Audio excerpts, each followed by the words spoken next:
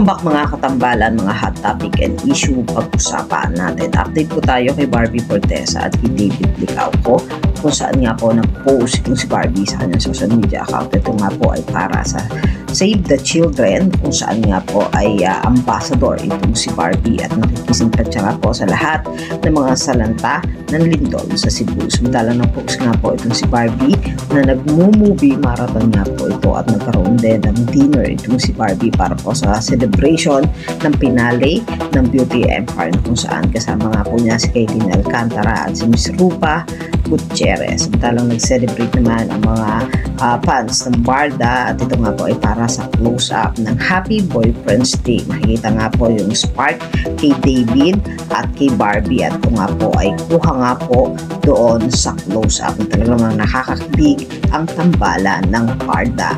Samantalang si David Licauco naman po, matapos nga dumalo sa naganap na testing ng Chivas Regal, makikita naman po itong si David sa latest post nito na nag-e-enjoy sa Singapore, na kung saan ay nanonood nga po ito ng car race ng Ferrari, na talaga namang manghang-mangha itong si David Licauco sa mga Ferrari na kanyang pinapanood. Makikita rin itong si David na napakagwapo nga, na nakasuot ng leather jacket with shades at cap, na talaga namang in-enjoy ang pag-stay niya sa Singapore, na isinashare naman ni David yung magagandang view at activity na ginagawa nga po niya sa Singapore. Yan po yung mga update natin ngayon kay Barbie at kay David. Kayo mga katambalan, ano ang masasabi niyo? Mag-comment lang sa comment section at pag-usapan natin. Yan ang mga hot topic and issue dito lamang sa Tambalang Chiki.